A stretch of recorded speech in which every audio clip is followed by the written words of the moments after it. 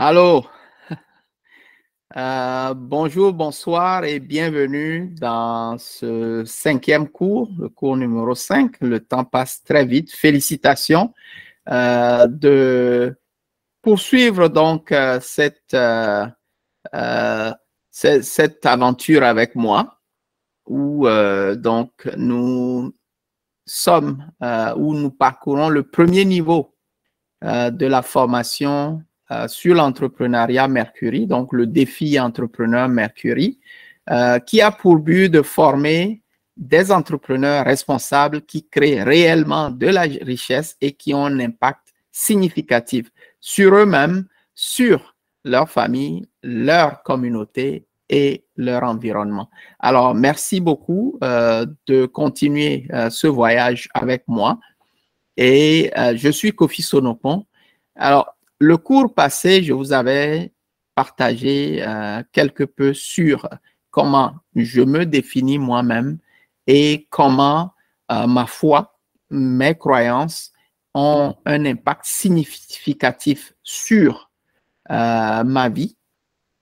Comment est-ce que le fait que je sois convaincu que je suis placé ici, pas au hasard, mais en mission pour accomplir donc quelque chose de bien particulier, même si à l'époque, je ne savais pas de quoi il s'agissait, mais qu'aujourd'hui, je pense que je comprends mieux c'est quoi.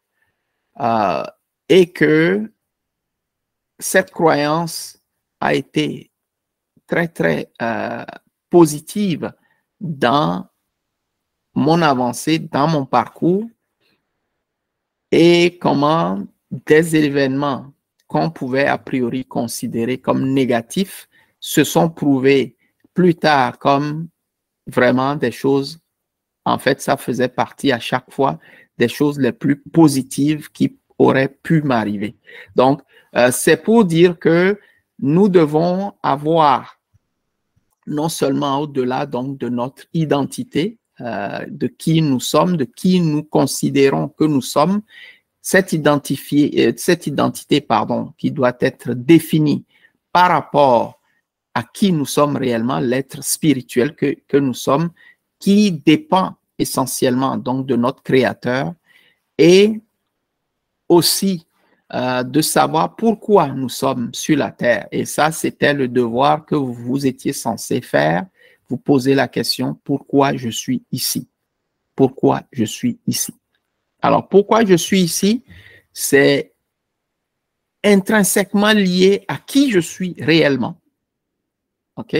Et pour pouvoir vous aider à avoir une réponse plus ou moins euh, raffinée par rapport à cette question, peut-être que pour certains, vous avez déjà découvert ce pourquoi vous êtes sur la Terre, peut-être que d'autres non. Ce n'est pas grave. On fait le cheminement jusqu'à ce que quelque chose de très clair, de très compréhensible puisse émerger et que vous vous rendez compte, ah mais tiens, moi, je suis sur la terre pour ça. Okay?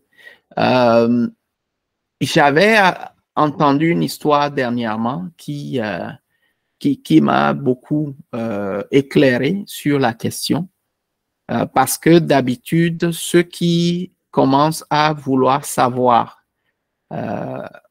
pourquoi ils sont sur cette terre. Et moi aussi, j'ai à un moment donné cherché vraiment à savoir. Et le conseil que je donnais à l'époque, c'était de commencer à y penser, à découvrir pourquoi nous sommes là. Ça, c'est ce que je partageais dans mes conférences avec les jeunes que je rencontrais beaucoup plus souvent dans les écoles ou bien dans les associations de jeunes.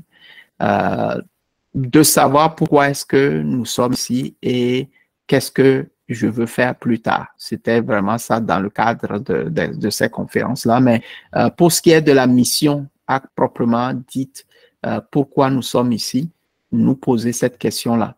Mais aujourd'hui,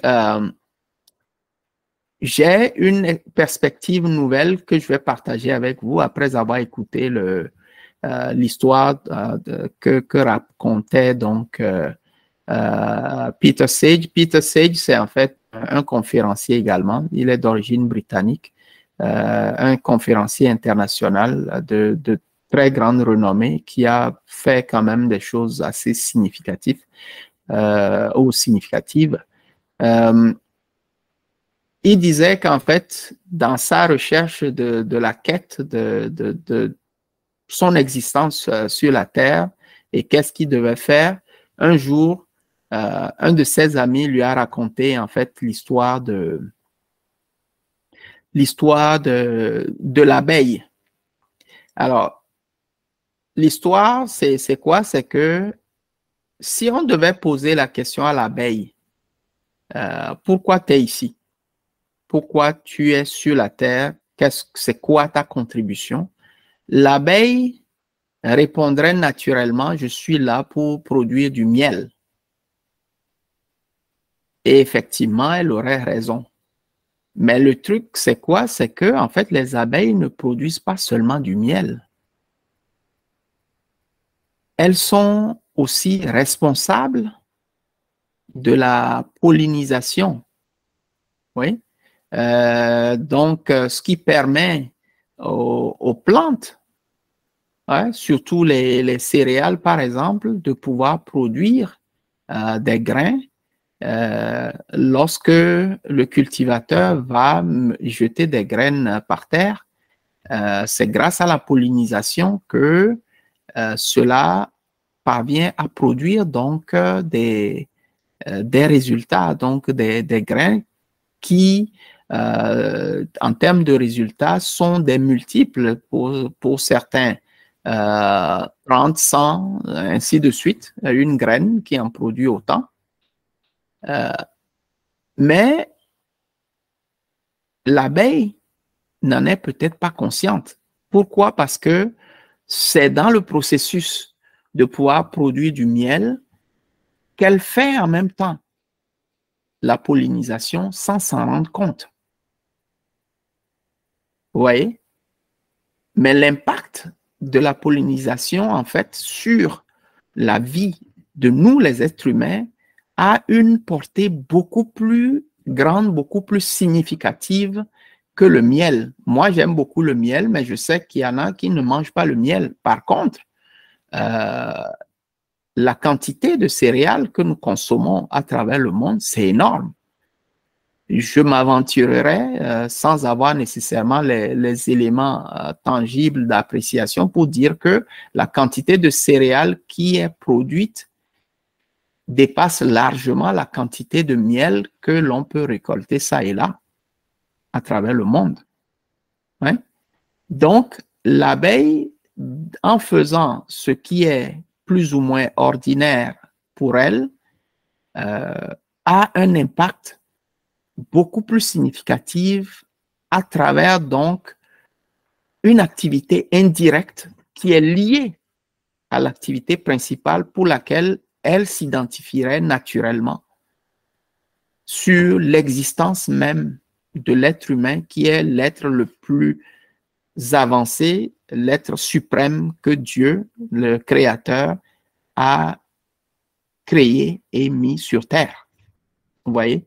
Donc, quelle est votre mission? Quelle est ma mission sur cette terre?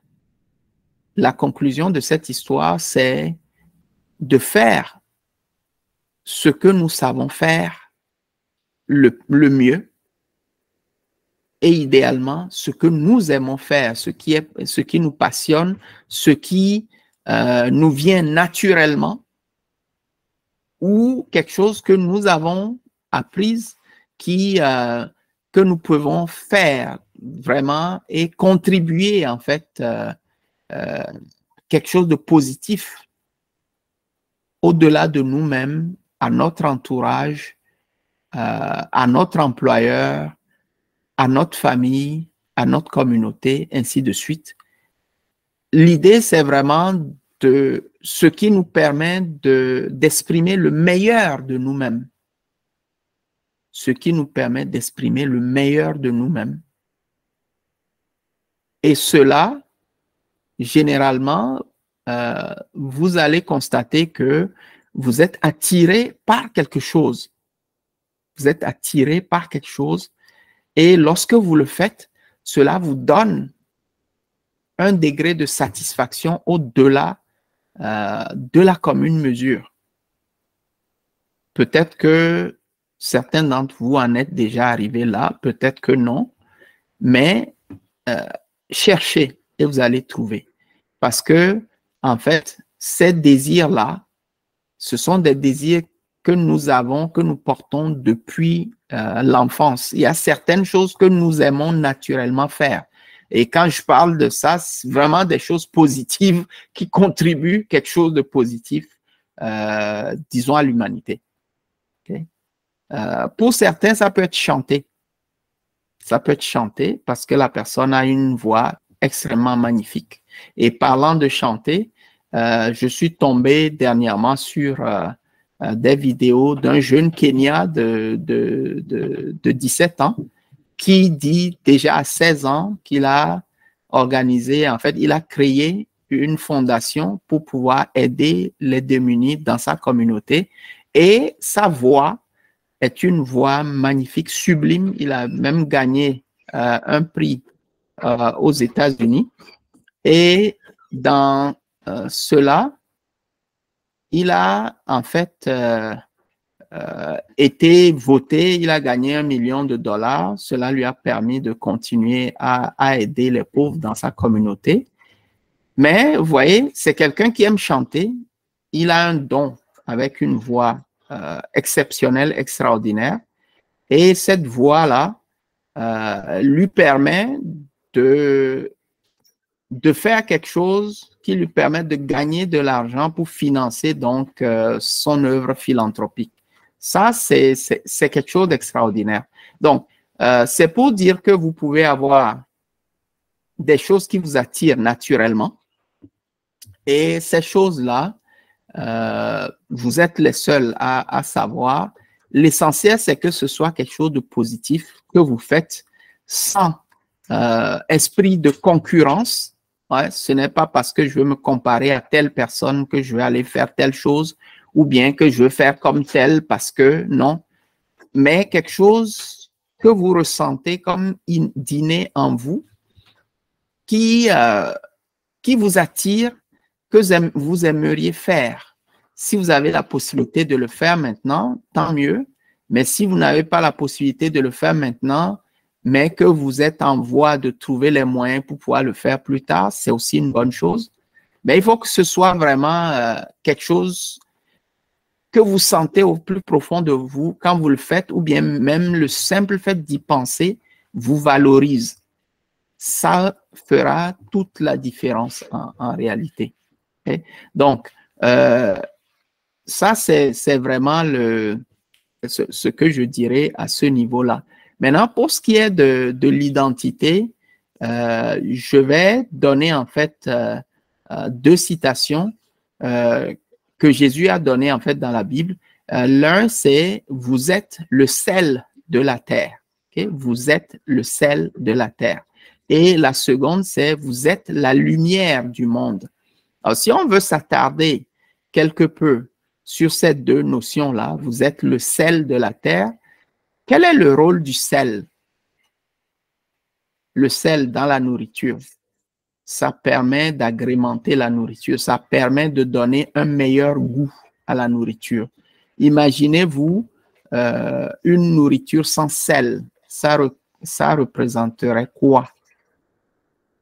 Sans saveur.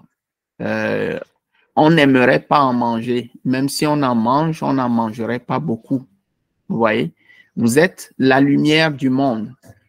Imaginez l'impact de la lumière. Donc, éclairer les gens, leur donner une perspective positive, une perspective qui leur permette d'avancer, une perspective qui leur permet de grandir et de découvrir leur potentiel, par exemple.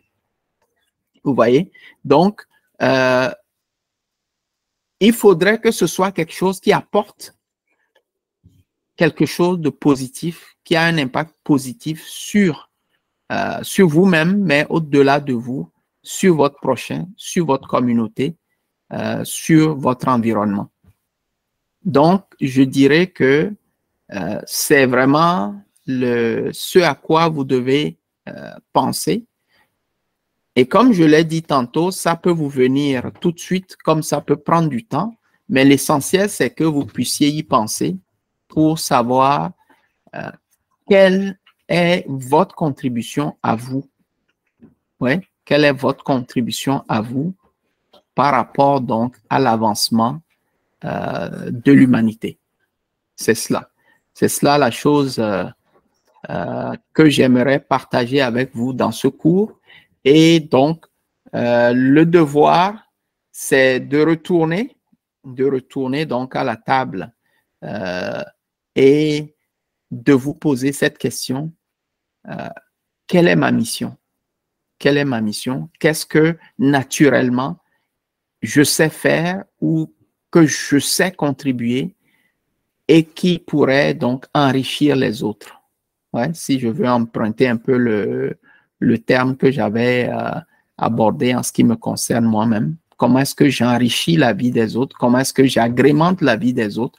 Comment est-ce que mon existence sur la terre se révèle être une bénédiction pour les autres? Voilà, en fait. Donc, qui suis-je? Pourquoi suis-je ici?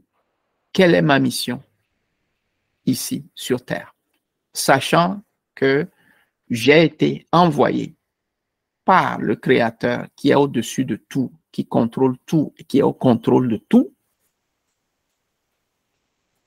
Qu'est-ce qu'il a bien voulu que je vienne faire sur la terre? Parce que au-delà de tout, ce n'est pas juste pour aller à l'école, ce n'est pas juste pour se trouver un travail, ce n'est pas juste pour fonder une famille, faire des enfants, prendre sa retraite, voyager à travers le monde et en fin de compte, amasser des biens et mourir. Non, ce n'est pas pour cela. Il y a une raison beaucoup plus élevée, beaucoup plus glorieuse que cela, ce que je considérais moi comme les réalités de la vie quotidienne. Il y a quelque chose bien au-delà de cela, ce pourquoi vous êtes ici. Donc, il serait important de prendre le temps de pouvoir considérer cette réflexion-là. Je vous remercie et je vous dis donc à la prochaine. Merci beaucoup. Au revoir.